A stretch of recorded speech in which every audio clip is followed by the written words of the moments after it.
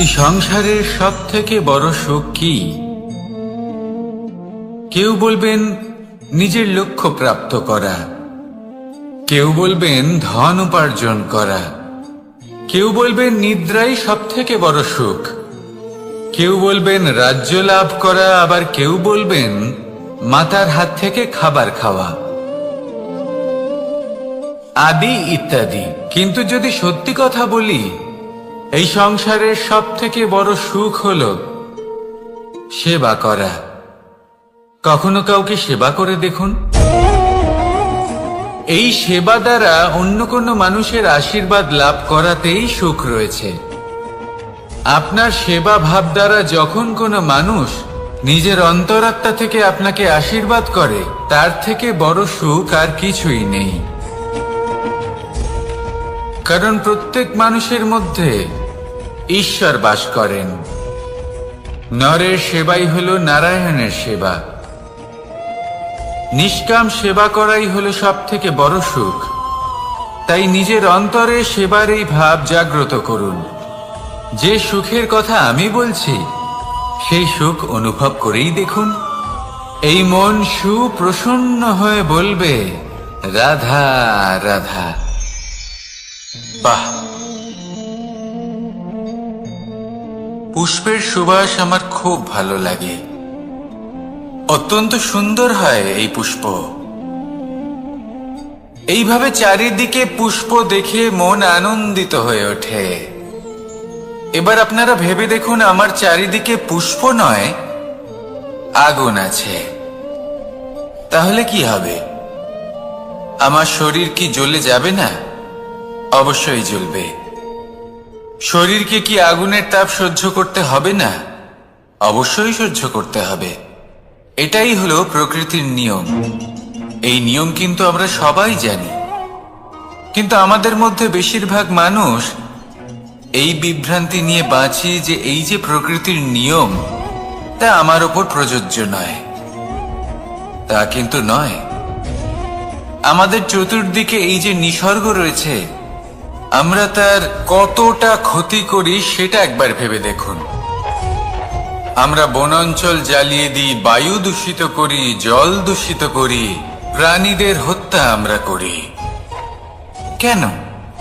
এই নিসর্গ আমরা নষ্ট করি, যদিও আমরা জানি যে আমরাও হলাম এই নিসর্গেরই অংশ। এবার দেখুন, শরীরের কোনো অংশে যদি আগুন ধরান, আস্তে আস্তে সমস্ত শরীরও জ্বলে যাবে। সেইভাবেই নিসর্গ যদি নষ্ট হয়ে যায়, তাহলে মনুষ্য জাতিও নষ্ট হয়ে যাবে। তাই এই যে নিসর্গ আপনি দেখছেন, এই পুষ্প, এই বৃক্ষ, বায়ু, জল, এদের সকলকে রক্ষা করুন, নষ্ট নয়। মনে রাখবেন, যদি নিসর্গ থাকে মানুষ থাকবে, যদি নিসর্গ থাকে তাহলেই জীবন থাকবে। আসুন আমার সাথে ভালোবেসে বলুন, রাধা রাধা। এই সংসারে সবাই বলেন আমি অর্জুনের মতো হয়ে উঠতে চাই। সবাই চায় যে তারাও যেন অর্জুনের মতো গান্ডীব লাভ করে। তারাও চায় যে তাদেরকেও মহাদেব এসে পশুপতি অস্ত্র দান করবেন। তারাও এটাই চায় মহাভারতের মতো মহাসংগ্রামে বিজয়ী হতে। কিন্তু সবাই ভুলে যান যে অর্জুন যা হতে পেরেছিলেন সবকিছুই অর্জন করেছিলেন। যদি আপনিও অর্জুনের মতো গান্ডীব লাভ করতে চান, তবে আপনাকেও তার মতোই শ্রেষ্ঠ কাঠ নির্বাচন করতে হবে। সেই কর্ম আপনাকেই করতে হবে। তার প্রত্যঞ্চা যাতে তীব্র হয়, তার জন্য আপনাকে সর্বশ্রেষ্ঠ দড়ি খুঁজে বের করতে হবে। আপনার বাণ যাতে ঘাতক হয়, সেই জন্য আপনাকে নতুন নতুন ধাতু খুঁজে বের করতে হবে। সেই শিক্ষা আপনাকে লাভ করতে হবে, তবেই আপনার ইচ্ছে পূর্ণ হবে। অর্জুন হওয়া বড়ই সরল, যদি আপনি কিভাবে অর্জন করতে হয় তা জানেন। শুধুমাত্র স্বপ্ন দেখেন যারা, তারা কখনোই অর্জন করতে পারবেন না। কিন্তু যদি কেউ অজ্ঞাতবাস ভোগ করতে পারে, যদি কেউ লাক্ষাগৃহ থেকে পালিয়ে বাঁচতে পারে, যদি কেউ কঠোর তপস্যা করতে পারে, প্রতীক্ষা করতে পারে এবং পরিশ্রম করতে পারে, তাহলে সে অর্জুন অবশ্যই হয়ে উঠবে। যদি আপনি অর্জুন হয়ে উঠতে চান, তাহলে কর্ম করতে শিখুন আর আমার সাথে ভালোবেসে বলুন, রাধা রাধা। জীবন থাকলে লক্ষ্য অবশ্যই থাকবে। যদি লক্ষ্য থাকে, তার পথ অবশ্যই থাকবে। যদি পথ থাকে, তাহলে বাধা অবশ্যই থাকবে।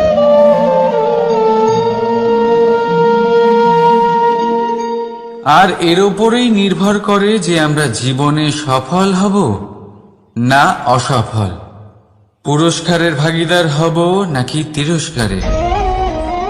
মনে করুন আপনাকে একটা কাজ করতে হবে, আপনাকে পর্বত আরোহণ করতে হবে, আর সেই পথের ঢাল আপনাকে একাধিকবার ফেলে দেবে।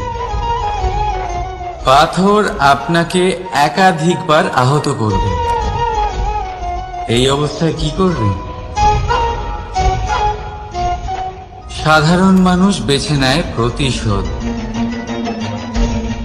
সেই পর্বতকে নষ্ট করে দেওয়ার চিন্তা ভাবনা করে, তার ভিতকে নড়িয়ে দেওয়ার কথা ভাবে সেই মানুষ। কিন্তু পর্বতকে তো কেউ নষ্ট করতে পারে না। তাই অসফল হওয়ার সাথে সাথে কুখ্যাতিরও ভাগীদার হয়ে যায় সে। দ্বিতীয় পথ হল পরিবর্তন। যদি আপনি সেই পর্বত ভাঙার পরিবর্তে তাতে সোপান তৈরি করেন, তাহলে আপনিও সেই পর্বতে উঠতে পারবেন, অন্য কেউও তাতে উঠতে পারবে, আগামী প্রজন্ম তাতে উঠতে পারবে, আর সেই আগামী প্রজন্ম সর্বদা আপনার সুনাম করবে। তাই জীবনে প্রতিশোধ নয়, পরিবর্তন বাছুন। বদলা নয়, বদল বেছে নিন। আপনার বাধা আপনার বন্ধু হয়ে যাবে। রাধা রাধা। সমস্ত মানুষের জীবন কিছুটা সমান হয়। মানুষ জন্মগ্রহণ করে, তারপর চলতে শেখে, জীবনে এগিয়ে চলে, বার্ধক্য লাভ করে, তারপর সমাপ্ত হয়ে যায়। কিন্তু সেই ব্যক্তিরা কারা যারা প্রকৃত অর্থে মনুষ্য জীবন যাপন করেন? এনারা হলেন সেই ব্যক্তি যারা পড়ে গেলেও আবার উঠে দাঁড়ানোর চেষ্টা করেন, নিজের ভেঙে পড়া অস্তিত্বকে আগলে নিয়ে আবার একটা আকার দেওয়ার চেষ্টা করেন, ভগ্ন আশাকে আবার একটা নতুন দিশা দেন। অসফল হওয়ার পরেও থামেন না, আবার এগোতে থাকেন। অসফল হওয়ার পরে যদি আপনি থেমে যান, তাহলে সাফল্য আপনার সামনে অপেক্ষা করে, কিন্তু আপনি তা দেখতে পান না। তাই জীবনের সংঘর্ষে অংশগ্রহণ করতে শিখুন। জীবনের সংঘর্ষ থেকে পালাবেন না। আসুন আমার সাথে ভালোবেসে বলুন, রাধা রাধা। একবার একটা শেয়াল বনে বিচরণ করছিল। ও একটা ছোট্ট শাবক দেখতে পেল। ও ভাবলো, আজ একেই আমি খাবার হিসেবে গ্রহণ করব। আশেপাশে দেখলো কেউ দেখছে না তো, কেউ ছিল না, আর সেই শাবকের ওপর আক্রমণ করলো, যা হলো একটা ঘোর অপরাধ। বনের নিয়ম অনুসারে আপনি কখনোই শাবকের ওপর আক্রমণ করতে পারেন না।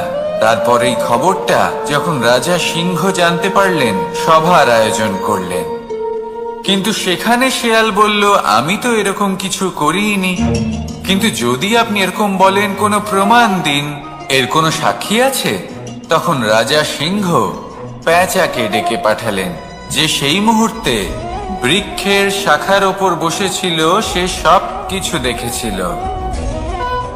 পেঁচা সব সত্যি কথা বলল, আর শেয়ালকে মৃত্যুদণ্ড দেয়া হলো। এবার এই কাহিনী আমি আপনাকে কেন শোনালাম? কারণ মানুষও কখনো কখনো এরকম কর্ম করেন যা শিয়াল করেছে। এটা ভাবেন কেউ দেখছে না যখন আমি অনুচিত কর্ম করতেই পারি, কিন্তু না, আপনি যাই করুন না কেন কেউ না কেউ অবশ্যই তা দেখছে। কোনো ব্যক্তি না হলেও কোনো প্রাণী, না হলে কোনো যক্ষ বা দেব বা প্রেত। যদি এনারা কেউ না দেখেন, তাহলে ধরিত্রী মাতা দেখেন যেখানে দাঁড়িয়ে আপনি সেই কর্ম করছেন, তাই না? তাই একটা কথা সবসময় মনে রাখবেন, কে দেখছেন কে দেখছেন না সেই বিষয়ে ভাবা ছেড়ে দিন। এটা খুব সহজ কথা। আপনি যদি উচিত কর্ম করেন উচিত ফল পাবেন, যদি অনুচিত কর্ম করেন তাহলে আপনি অনুচিত ফল অবশ্যই পাবেন। সেই জন্য উচিত পথে চলতে থাকুন, উচিত কর্ম করতে থাকুন, আর আমার সাথে ভালোবেসে বলুন রাধা রাধা। আপনি কখনো কোনো বাজকে নিজের বাসা বানাতে দেখেছেন? এই বাজ যখনই কোনো বাসা বানায় তখন উঁচু গাছের ডালে বা কোনো পর্বতের শিখরে বাসা বানায়, অনেক উচ্চতায়, আর সেখানে তার সন্তানও জন্মগ্রহণ করে। যখন এই সন্তানেরা জন্মায় তখন এই বাজ খুবই ভালোবেসে এবং খুব সাবধানে এদের পালন পোষণ করে। নিজের ঠোঁট দিয়ে তাদের ঠোঁটে খাবার পরিবেশন করে। কিন্তু যেই সেই সন্তানেরা হৃষ্টপুষ্ট হয়ে যায় এবং সেই কথা বাজ নিজে বুঝতে পেরে যায়, সেই বাজ নিজেই সেই বাসা ছিন্ন ভিন্ন করে দেয়। সেই সন্তান যাদের সবেমাত্র ডানা গজিয়েছে, কিভাবে উঠতে হয় তারা জানে না, সেই সন্তানগুলিকে উচ্চতা থেকে ঠেলে দেয়। সেই সন্তান প্রথমে ভয়ভীত হয়ে যায়। তারা সামনে মৃত্যুকে দেখতে পেয়ে ভয়ের কারণে তাদের ডানা ঝাপটাতে থাকে, আর সেই প্রক্রিয়াতেই সেই সন্তানগুলি উড়তে শুরু করে দেয়। এবার এই ঘটনায় আমরা কি শিক্ষা পেতে পারি? এটাই, যদি আপনি মাতা পিতা হন তাহলে নিজের সন্তানকে অবশ্যই স্নেহ করুন, কিন্তু তাদেরকে নিজের আঁচলের তলায় বেঁধে রাখবেন না। যদি আপনি চান আপনার সন্তান জীবনে উন্নতি করুক, তাহলে নিজের মুঠো থেকে তাদের স্বতন্ত্র করে দিন, এই সংসারে সংঘর্ষ করতে দিন। সেই সন্তান নিজেই বুঝতে পারবে যে জন্মের সময় পাওয়া ডানা কি করে ব্যবহার করতে হয়। আর আপনার চোখের সামনে আপনার সন্তান এই আকাশে উড়তে থাকবে। তাহলে আসুন আমার সাথে ভালোবেসে বলুন রাধা রাধা। সংসারে সবচেয়ে পবিত্র মানা হয় গঙ্গা জলকে। কখনো ভেবে দেখেছেন কেন? কারণ গঙ্গা জলের আবির্ভাব অত্যন্ত শুদ্ধ হয়, তার জন্ম শুদ্ধ হয়, যেখান থেকে তার শুরু সেটাই শুদ্ধ হয়। আর শুরুটা শুদ্ধ হওয়া অত্যন্ত আবশ্যক। আমাদের জীবনে সবই শুরু হয় আমাদের ভাবনা থেকে। নিজের ভাবনাকে শুদ্ধ রাখুন, কারণ এই ভাবনা থেকেই আবির্ভাব হয় শব্দের। আপনার শব্দ শুদ্ধ রাখুন, কারণ এই শব্দ দ্বারাই আপনার কাজ সম্পন্ন হয়। আপনার কাজ শুদ্ধ রাখুন, কারণ এই কাজ দ্বারাই তৈরি হবে আপনার স্বভাব। স্বভাব থেকেই তৈরি হয় আপনার অভ্যাস, আর অভ্যাস থেকে তৈরি হয় আপনার চরিত্র। আর এই চরিত্র সংসারের সমক্ষে এক আদর্শ হয়ে ওঠে। তাই ভাবনা থেকে আদর্শের এই যাত্রা শুভ তখনই হয়ে ওঠে যখন আপনার ভাবনা শুদ্ধ হয়। এই সংসারে, এই জীবনে নিজের ভাবনা শুভ রাখলে, শুদ্ধ করলে আপনার মন সুপ্রসন্ন হয়ে বলবে রাধা রাধা। মানুষ জন্মগ্রহণ করে, তার সাথে ভয়েরও জন্ম হয়। ছোটবেলা থেকেই আমাদের মনে কোনো না কোনো প্রকারের ভয় থেকেই যায়। কেউ এই বিষয়ে ভয় পায় যে তার কোনো বস্তু তার থেকে দূরে চলে যাবে। কেউ এই বিষয়ে ভয় পায় যে আমি নিজেকে হারিয়ে ফেলব। কেউ এই ভেবে ভয় পায় যে আমার প্রিয়জনেরা তারা যেন আমার থেকে দূরে না চলে যায়। কেউ এই ভেবে ভয় পায় যে আমরা যেন পথ না হারিয়ে ফেলি, আদি ইত্যাদি। কিন্তু সত্যি কথা বলতে, ভেবে দেখুন এই ভয় বাস্তবে কি? শুধুই একটা মনস্থিতি, আর কিছুই নয়। যা কিছু আপনি জীবনে পেয়েছেন তা একদিন আপনাকে হারাতে হবে। এই জীবন হলো আপনারই, কিন্তু তাও একদিন সমাপ্ত হবে। তাই ভয় পেয়ে কি লাভ? এই ভয় শুধু আপনাকে জীবন যাপন করা থেকে বাধা দিচ্ছে, আর কিচ্ছু নয়। পথ হারিয়ে ফেললেই বুঝতে পারবেন যে নতুন পথ কিভাবে বানাতে হয়। কিছু মানুষকে জীবন থেকে হারালে তবেই আপনি বুঝবেন যে আপনার আপনজনকে। এই ভয়ের কারণে ভীত হয়ে থাকবেন না। এই তারা নক্ষত্র অন্ধকারের অভাবে গুরুত্ব হারায়। শিবকেও মহাদেব হবার জন্য বিষ পান করতে হয়েছিল। প্রত্যেক পরিস্থিতি, প্রত্যেক সাফল্য আপনার পরীক্ষা নেবে। তাতে উত্তীর্ণ হওয়া হলো আপনার কর্ম। যখনই আপনি ভয় পাবেন বা সংকটের সম্মুখীন হবেন, তখন সাহসের সাথে তার সম্মুখীন হন। মনে রাখবেন, যে সম্মুখীন হতে জানে সাফল্য তার সাথে সবসময় থাকে। আসুন আর আমার সাথে ভালোবেসে বলুন, রাধা রাধা। আমাদের হাতটা দেখুন। এই হাতে 5টা আঙুল আছে, যা ভিন্ন ভিন্ন ধরনের। একরকম কেন নয়? কারণ হলো প্রত্যেকের নিজের নিজের গুরুত্ব আছে, নিজের নিজের মাহাত্ম্য আছে। এরা ভিন্ন, তাই একত্রিত হয়ে মুষ্টিবদ্ধ করা সম্ভব, যার দ্বারা আমরা আত্মরক্ষাও করতে পারি, আবার আক্রমণও করতে পারি। যদি 5টি আঙুল সমান হতো তাহলে মুষ্টিবদ্ধ হতে পারত না, নিজেদের মধ্যে বিভ্রান্তির সৃষ্টি করত। এবার এরকমই কিছু আমাদের সংসারেও হয়। আমাদের দেশ, যেখানে একটি ভূমির ওপর ভিন্ন ভিন্ন ধর্মের মানুষ বাস করেন, ভিন্ন ভিন্ন জাতি, ভিন্ন ধর্ম, ভিন্ন ভাষা। কিন্তু যদি আমরা এটা ভাবি যে কিভাবে এই দেশকে কল্যাণের পথে নিয়ে যাওয়া যায়, কিভাবে এর বিকাশ করা সম্ভব, তাহলে আমাদের একত্রিত হওয়া শিখতে হবে। যেইভাবে 5টা আঙুল একত্রিত হয়, মুষ্টিবদ্ধ হয়, সেইভাবেই আপনার যে ভাষাই হোক, যে ধর্মই হোক, যে জাতি হোক না কেন, ঠিক আছে, আবশ্যক হলো আপনার নিজের কর্মভূমির সাথে, আপনার ধরিত্রীর সাথে যুক্ত থাকা, সাথে থাকা। তবেই দেশের উন্নয়ন সম্ভব। তবেই এই দেশ স্বতন্ত্র থাকবে, সফল হবে, আর এই মন প্রসন্ন হয়ে বলবে, রাধা রাধা। মাকড়সারা ভীষণ পরিশ্রম করে এটা তৈরি করে। নিজের শরীরের রস দিয়ে এই জাল বনে। আপনি কি এটার উদ্দেশ্য জানেন? আসলে মাকড়সা এই জালে ছোট কীটপতঙ্গ ধরে তাদেরকে খাদ্যরূপে গ্রহণ করে। কিন্তু আপনি কি এই কথা জানেন যে একদিন মাকড়সা নিজেই নিজের জালে জড়িয়ে মৃত্যুবরণ করে থাকে? বলুন, কি করেন আপনি এই জাল দেখতে পেলে? দেখতে পেলেই মুছে ফেলেন এর অস্তিত্ব, তাই না?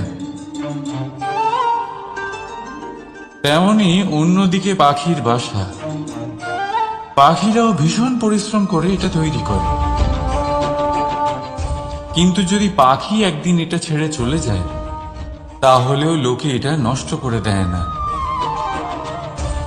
কারণটা কি? এর কারণ হলো এর নির্মাণ জীবন সঞ্চারের জন্য করা হয়েছিল, নষ্ট করার জন্য নয়। তাই মনে রাখবেন,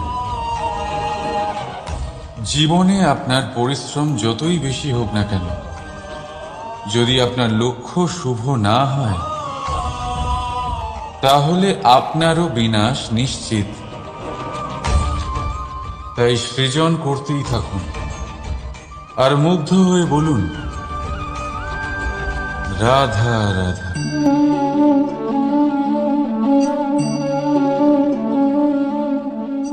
আপনার কি মনে হয় আমি কি করছি? আপনি বলবেন আমি প্রদীপ জ্বালাচ্ছি। সঠিক, কিন্তু প্রশ্ন হচ্ছে যে আমি কি আপনাকে বলেছি যে একে প্রদীপ বলা হয়? না। এই প্রদীপ কি নিজেই নিজের পরিচয় আপনাকে দিয়েছে? না। তাহলে আপনি কি করে জানলেন যে একে প্রদীপ বলা হয়? উত্তর হচ্ছে প্রকাশ, যে স্বয়ং জ্বলে অন্ধকারের মধ্যে সংসারকে পথ দেখায়, সেটাই প্রদীপ। যা নিরাশার মাঝে আশার আলো প্রদর্শন করে, সেটাই প্রদীপ। অপর দিকে আছে সাপ, যাকে না দেখেও তার ফনার আওয়াজ শুনেই লোকে ভয় পেয়ে যায়। তার মানে ব্যক্তির পরিচয় তার কর্মের দ্বারা পাওয়া যায়। তাই আপনার এটা বলার প্রয়োজন নেই যে আপনার পরিচয় কি। এটা আপনার কর্মই নিশ্চিত করবে যে লোকে আপনাকে প্রদীপ ভেবে ভালোবাসবে নাকি সাপ ভেবে ভীত হয়ে থাকবে। রাধা রাধা। সময় কত বিচিত্র হয়। সময় আমাদের পক্ষে থাকলে আমরা নিজেদের রাজা মনে করে নিই, আর সেই সময় যদি বিপক্ষে চলে যায় তাহলে নিঃস্ব হতে সময় লাগে না। তাই মানুষের একটা অভ্যেস আছে, খারাপ সময়ের জন্য কিছু সঞ্চয় করা।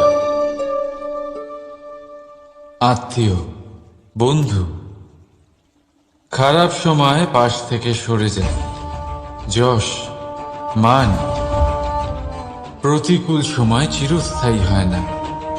তাই মানুষ মনে করে অর্থ সঞ্চয় করাই শ্রেয়। অর্থের কোনো হৃদয় নেই যা সময়ের সাথে পরিবর্তিত হবে।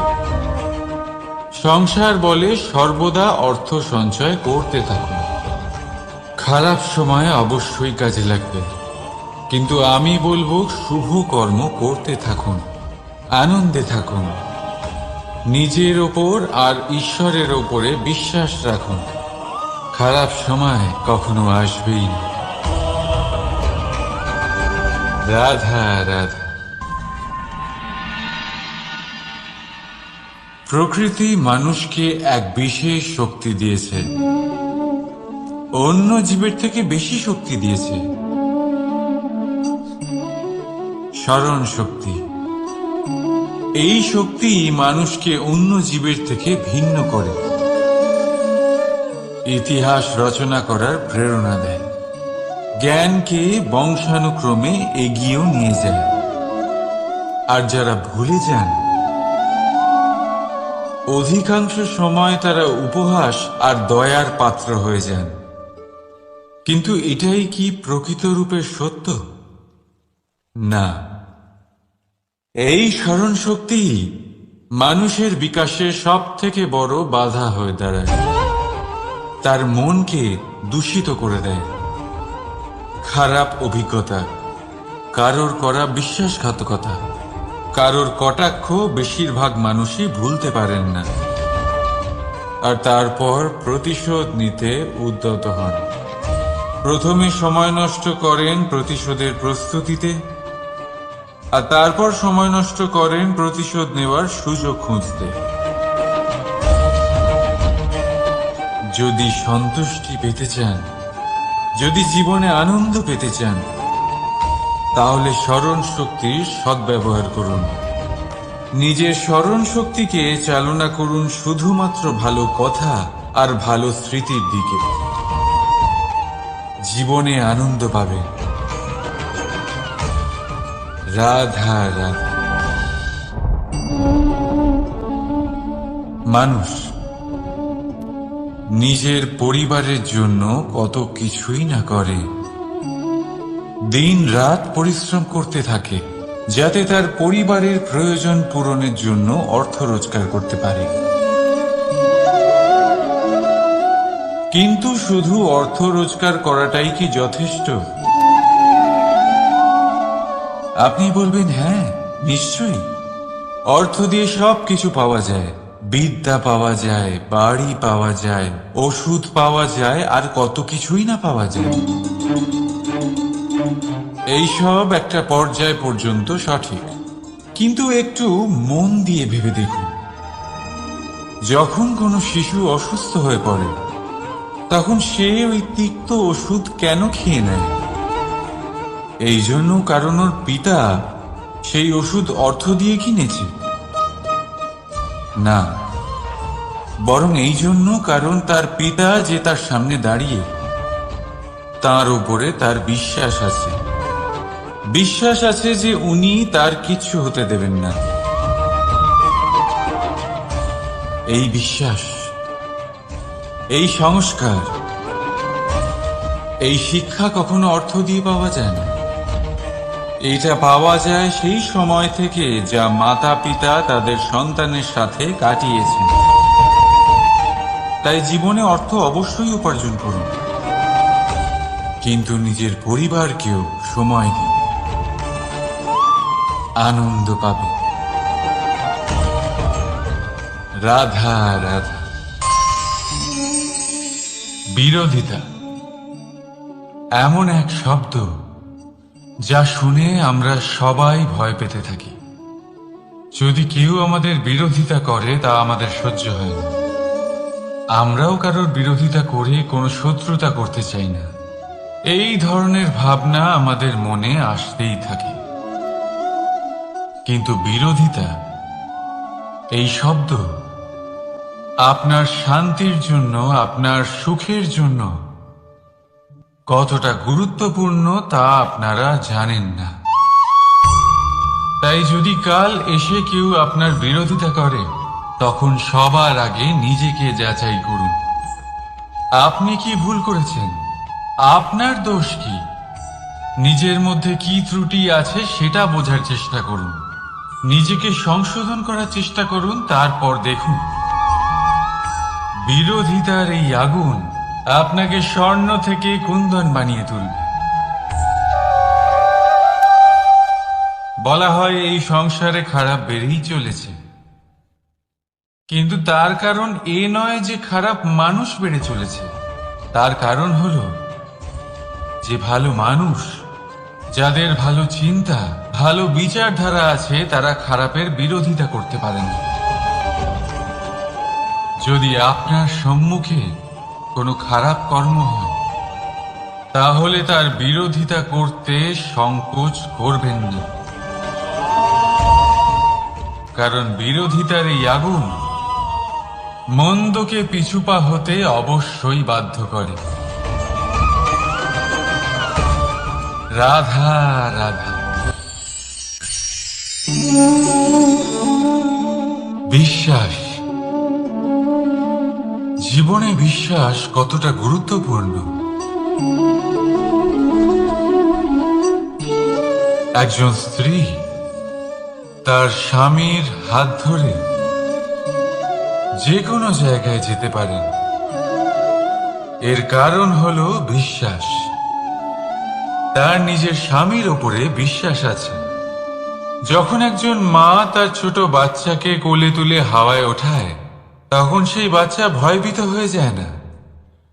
তার কারণ হলো বিশ্বাস। তার বিশ্বাস আছে যে তার মা তার কিচ্ছু হতে দেবে না। এক বৈদ্যের দেওয়া ঔষধ সন্তান কিছু না বুঝে শুনেই খেয়ে ফেলে। সেই বৈদ্যের জ্ঞানের বিষয়ে তার কোনো ধারণাই থাকে না, শুধু নিজের পিতার উপরে বিশ্বাস আছে যে তার পিতা তাকে খারাপ কিছুই দেবে না। যখন এই সংসারের প্রতিটা বন্ধন বিশ্বাসের উপরে দাঁড়িয়ে আছে, তাহলে কেন এই বিশ্বাসকে আমরা জীবনে আনতে পারি না? আপনি নিজেই দেখুন, এই বিশ্বাস নিজের জীবনে এনে দেখুন, সবকিছু আরো সুন্দর হয়ে যাবে। তাই ভালোবেসে বলুন, রাধা রাধা।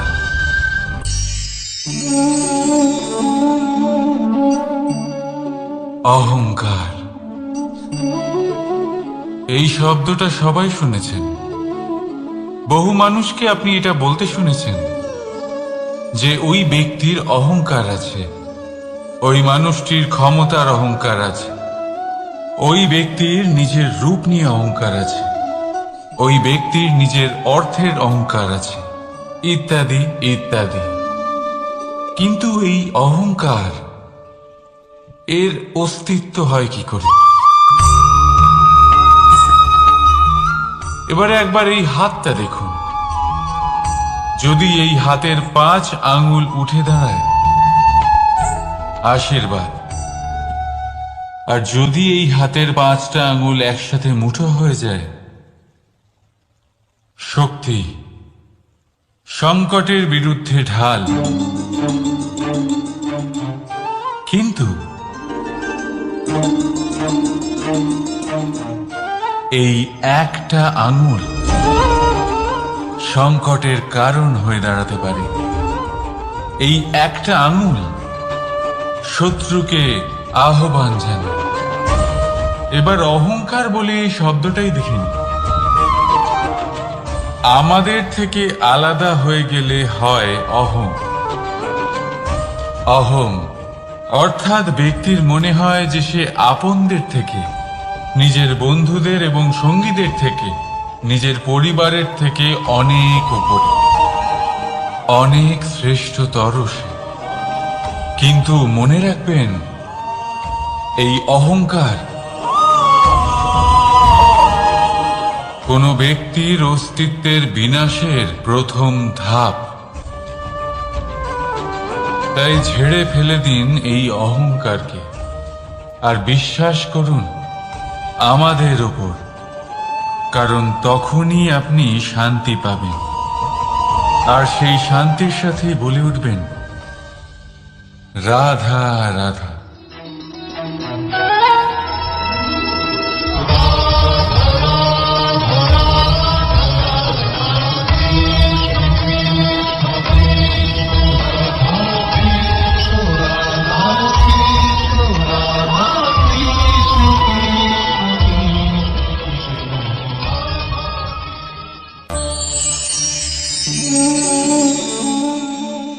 সাফল্য।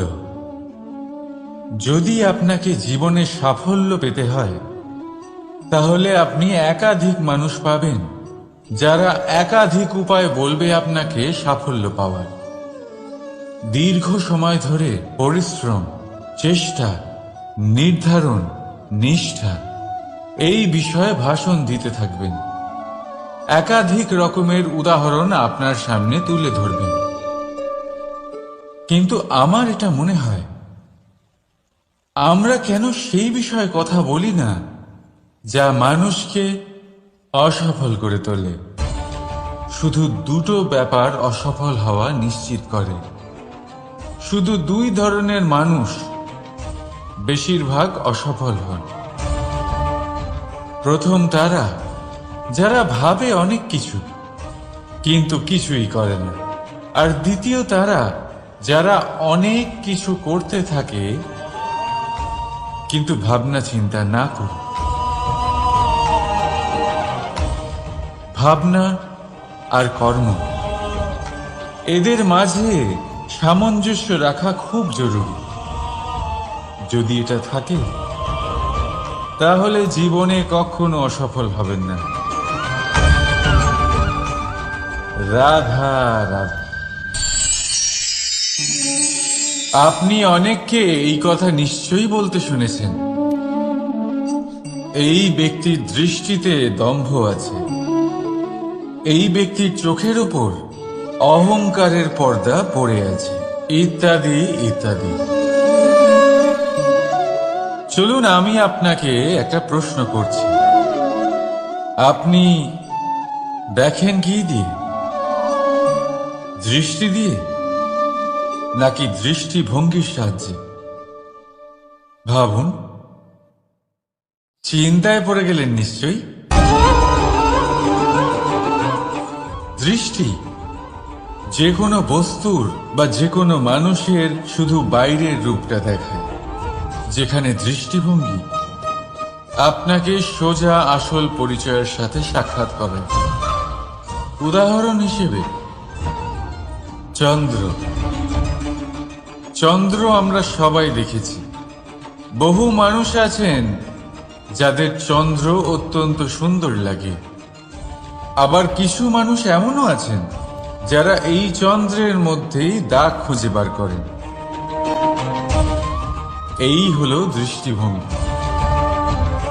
যদি নিজের দৃষ্টিভঙ্গিতে প্রেম রাখেন, ভালোবাসা রাখেন, সম্ভ্রম রাখেন, তাহলে তার বদলে আপনিও প্রেম আর সম্মান অবশ্যই পাবেন।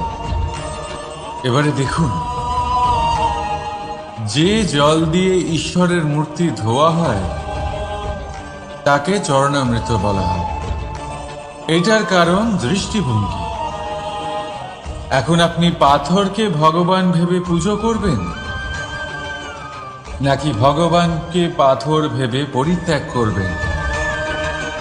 সিদ্ধান্ত আপনার, কিন্তু এই সিদ্ধান্ত নির্ভর করে আপনার দৃষ্টিভঙ্গির ওপর। তাই নিজের দৃষ্টিভঙ্গি শুভ রাখুন, নিজের দৃষ্টিভঙ্গিতে ভালোবাসা রাখুন, আর আনন্দে বলুন রাধা রাধা। বড় বড় রাজমহলের বড় বড় ইমারতের চূড়া কত সুন্দর হয়, কিন্তু আপনি কি কখনো এই বিষয়ে ভেবেছেন যে এই সুন্দর চূড়ায় পৌঁছতে গেলে আপনাকে পৃথিবীতে পাপ ফেলতেই হবে? সেই সুন্দর চূড়ায় পৌঁছে দীপ্তি পাওয়ার জন্য আপনাকে একটা কঠিন পথ অবলম্বন করতেই হবে। যদি আপনি কোনো কঠিন পথে না গিয়ে এই পৃথিবীর সাহায্য ছাড়াই শুধু উচ্চতার দিকে অগ্রসর হতে থাকেন, তাহলে সর্বদা অসফল হবেন। সেই জন্য নিজের স্বপ্ন পূরণের এই যাত্রাতে নিজের পথ কখনোই হারাবেন না, নিজের পথ থেকে সরবেন না। যদি এমন করেন তাহলে তো আপনার স্বপ্ন পূরণ হবেই না, তার সাথে আপনি নিজের পথও হারাবেন। রাধা রাধা। কৌতুক অর্থাৎ হাসি, এটা জীবনে কতটা গুরুত্বপূর্ণ। আমরা সর্বদাই হাসতে চাই, আমরা সর্বদা অন্যের মুখে এই হাসি দেখতে চাই। কিন্তু এই কৌতুক অনেক প্রকারের হয়। আর এই কৌতুকের ভিত্তি কি, সেটাও খুব গুরুত্বপূর্ণ। কৌতুক কেবল তখনই পাবেন যখন তা শুদ্ধ মন থেকে আসবে। কৌতুক তখনই পাবেন যখন তার সামনের জনকেও হাসিয়ে তার কষ্ট হরণ করবে। এবারে যদি কৌতুক হিংসার থেকে বেরোয়, তখন তা কটাক্ষ হয়ে যায়, সামনের মানুষের মনে আঘাত করে। তারপরে সে তৈরি থাকে যে কখন আপনার উপরে আবার প্রহার করতে পারবে। তাই যদি হাস্য কাউকে ছোট করার জন্য হয়, তা হাস্য নয়, উপহাস হয়ে যায়। আর তা সামনের জনকে আনন্দ নয়, শুধু অপমান দেবে। আর অপমানিত ব্যক্তির মন তিক্ত হয়ে থাকে। তাই মনে রাখবেন যে এই কৌতুক যেন কৌতুকই থাকে, তা উপহাস বা কটাক্ষ না হয়ে যায়। রাধা রাধা।